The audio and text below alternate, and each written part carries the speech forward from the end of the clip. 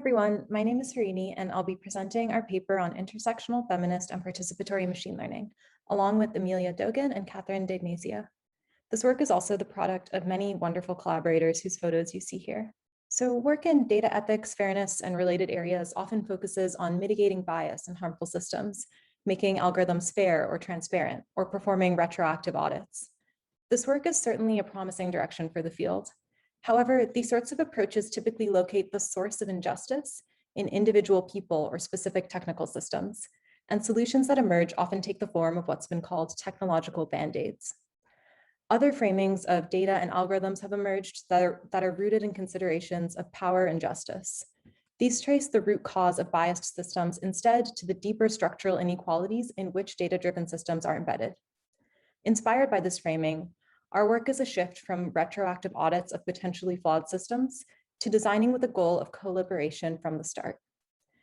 We look to feminist and participatory methods as a guide, asking how we can meaningfully apply them throughout the entire machine learning lifecycle to conceptualize and design machine learning tools that center and aim to challenge power inequalities. So intersectional feminist thought comes to us from Black feminism and some of the folks that you see here on the slide. It acknowledges that power is not distributed equally in the world. And here by power, we refer to configurations of structural privilege in which certain groups experience unearned advantages because they control the dominant institutions of law, education, and culture, and other groups experience structural oppression. These forms of oppression compound for people and groups who sit at multiple intersections of marginality, such as Black women who are at the intersection of white supremacy and patriarchy. The Combahee River Collective helped to further the idea of co-liberation. This is the idea that dismantling interlocking systems of oppression is necessary for everyone's collective freedom. So what role might participatory methods play in co-liberation? In their paper, Participation is Not a Design Fix for Machine Learning by Mona Sloan and co-authors, they explore three main forms that participation has taken in machine learning. They conclude that most things called participation actually involve extracting work or data from end users, often without their knowledge. But another model for participation is for participation as consultation, where design teams check in with stakeholders. This is more promising, yet still potentially top-down. Finally, there's participation as justice, which is focused on building more long-term relationships with participants based on mutual benefit, reciprocity, equity, and justice. So this is aligned with the feminist approach outlined in the book, Data Feminism. So our paper here is specifically about feminicide. This is a term and a concept that comes to us from Latin American feminist scholars and activists, and it comprises gender-related killings of women and girls. It includes cis and trans women. It includes intimate partner violence and non-intimate partner violence. And feminicide is a human rights violation. So what's happening in relationship to official data about feminicide is that laws exist. In fact, many laws exist criminalizing feminicide, yet the state and its institutions still fail to collect and publish information about the problem. And so this is a phenomenon called missing data. So data activists step into these data gaps and collect counter data. And what they do is they compile databases of feminicides, mainly from media accounts. And so here it's important to note that most of the activists and organizations use media articles to identify cases of feminicide, but they experience the consistent issue that many of the articles that they retrieve via search queries or alerts are not relevant to the databases that they are compiling. But these articles still describe violent and traumatic events, which increases the emotional labor of this already very difficult work. Understanding these complexities regarding feminicide counter data collection, the Data Plus Feminism Lab at MIT, Feministio Uruguay, and the Latin American Initiative for Open Data launched the Data Against Feminicide project to support feminicide data activists. Through 25 interviews, we found many activists describe finding articles related to feminicide difficult and burdensome. Employing co-design sessions with activists, we developed an email alert system, employing machine learning to deliver relevant articles to activists. To test the email alert system and accompanying models, we one in Spanish and one in English, we conducted a pilot in spring 2021 in Spanish with 3 groups, 2 in Argentina and 1 in Uruguay, and another pilot in English with 4 groups based in the United States. However, during this pilot, 2 groups, Sovereign Bodies Institute, which tracks missing and murdered Indigenous women, girls, and Two-Spirit people, and the African American Policy Forum, which tracks police violence against Black women, consistently reported finding less news articles compared to the other 5 groups tracking all feminicides in a region. With this in mind, it became clear our models needed to be more targeted for those with specific intersectional focuses. Understanding intersectionality as a commitment to those on the margins, we worked with the 2 groups to develop new models for their uses, which the rest of the paper is focused on. So before I get into the methods we developed, I wanted to mention the problem we chose to focus on and who we worked with. We understand that data about feminicide is missing in large part because the state and its institutions neglect to collect and report adequate information about it. Activists who collect counterdata challenge and hold these institutions accountable, reclaiming power in the process. This is especially true in different ways for people and groups fighting multiple intersecting systems of oppression. This is why, thinking about the feminist principle of challenging power, we chose to collaborate with and build tools in service of civil society activists, rather than, for instance, governmental organizations or large international NGOs. And during development, the problems we focus on center around getting our system to work equally well for groups monitoring intersectional violence, rather than only improving upon a singular version that primarily benefited the general majority cases. So now I'll describe at a high level the main parts of our resulting methods for building context-specific models: data collection, annotation, model development, and evaluation. These are laid out here linearly, but the process is fundamentally iterative and ongoing. So as Amelia mentioned, the initial pilot model was useful for broadly monitoring feminicide, but returned mostly unrelated cases for AAPF and SBI. As a next step, we asked these groups to send us articles from their existing databases to use as positives, and which we refer to here as context-specific positives. In line with data feminism's principle of embracing pluralism, this entailed a shift from a predefined notion of feminicide to a framing of predicting relevant cases for a particular group, which may also be different across groups. After deploying models trained on these new data sets, we found that the returned articles were vaguely relevant to the context, so for example, related to police or police violence, but still not finding the specific cases of interest. We hypothesized that the shortcoming might be due to an underspecified decision boundary. While the positive examples we curated from the groups reflected specific and intersectional cases of interest, the negative examples were much more general.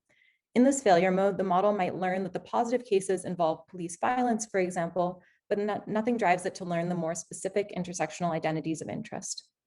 So therefore, in the next round of data collection, we focused on collecting context-specific negative examples to better specify this decision boundary. As I'll describe later, continued iteration of rounds 2 and 3 leads to a model with much higher precision. So even given more context-specific data, the model might still be limited by the default binary classification setup, in which examples either have a positive or a negative label. In the datasets we compiled for AAPF and SBI, a positive label indicates the intersection of multiple identities and attributes. For AAPF, for example, a positive example is one where there was police violence and where the victim was a Black woman. With just a single positive label, we leave it to the model to learn the complex decision boundary delineating examples with these intersecting attributes. In addition, treating all negative examples as equally irrelevant misses the ways in which they are actually similar to the positive examples in different ways. So for AAPF, we re-annotated each example with 2 labels: police violence and feminicide. For SBI, we annotated articles with an Indigenous-related tag, as well as a feminicide or a missing victim annotation. In both cases, the intersection of the 2 new annotations represents a positive case. This framing allows us to incorporate this prior knowledge of the domain into the model architecture, rather than just expecting the model to automatically learn this societal context. So given a context-specific set of examples and multiple annotations, we explored a few different modeling approaches to identify intersectional subgroups. More details about different vectorization and modeling approaches we tried and their trade-offs are in the paper. But at a high level, the first setup, called joint, is equivalent to a single label baseline. In the second approach, called hybrid, we trained 2 models on all articles, 1 for each label.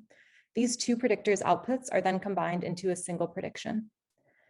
Finally, in the third approach, called contextual hybrid, we train 1 model to predict the auxiliary label, and we train the second model to predict feminicide, but only in cases where the auxiliary label is true.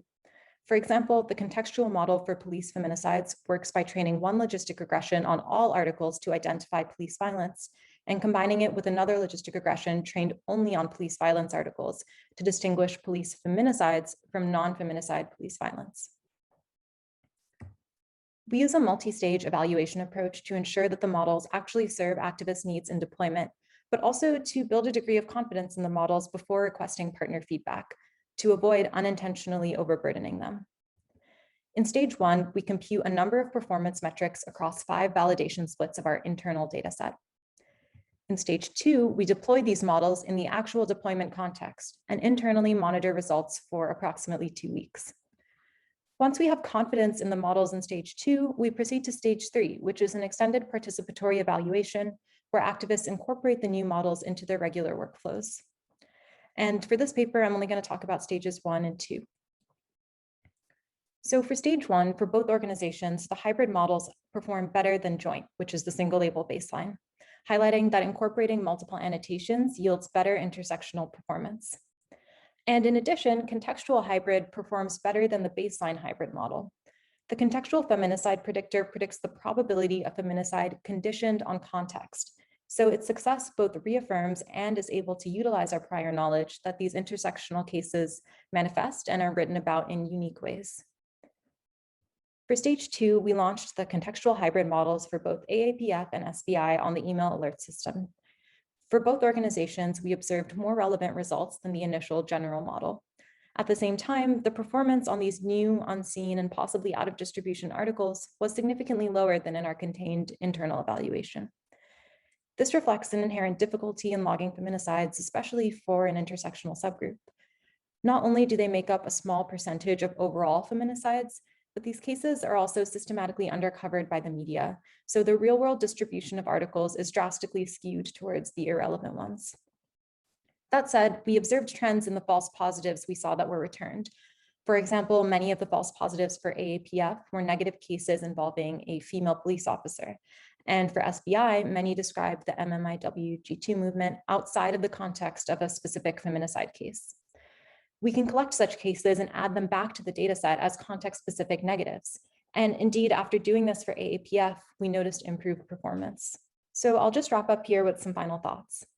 We described this case study of designing a machine learning-based system from problem conceptualization to deployment in service of intersectional feminist goals and using participatory methods from the start. Feminist principles influenced each stage of our process. For example, the goal of challenging power led us to work with a diverse group of Counterdata activists. The goal of considering context motivated our iterative data collection process and contextual hybrid model architecture. And the goal of embracing pluralism influenced our multi-stage evaluation focused on practical relevance for each group. We learned some lessons throughout this process, one being that a commitment to intersectionality requires dedicating possibly a lot of additional time and resources towards use cases on the margins, and is a significant shift from dominant values of speed and efficiency. A truly participatory process must also be iterative and ongoing. We describe a particular set of models here, but we know that things might change as the needs of our partner organizations evolve or reporting around feminicide shifts. We aren't in pursuit of a perfect model after which we declare the project finished, but towards a sustained, trusted collaboration in which we can continually support activist efforts. We've also thought a lot about the interplay between generalizability and context specificity. We're in the process of onboarding more organizations to the system, and understanding each of these contexts is important, and we'll likely need to build separate models for several of these groups. At the same time, many aspects of our process are generalizable. For example, we started building out infrastructure to more easily replicate the iterative data collection process we described. Finally, we want to acknowledge the unresolved tensions brought up in the project related to categorizing different types of identities, which are often difficult to infer or inherently fluid. We dealt with this in different ways. For example, for AAPF, while their focus is on Black women, we didn't include a race annotation in the dataset we compiled. For SBI, we used a query that limited articles to those explicitly framed as MMIW cases, which captures the identity of interest, but might miss articles that fall outside of this framing. These are trade-offs we're continuing to think about and are part of data feminism's commitment to rethinking binaries and hierarchies.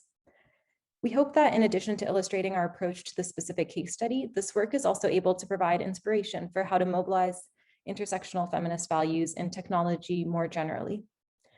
Thank you for listening, and we hope to discuss further with many of you.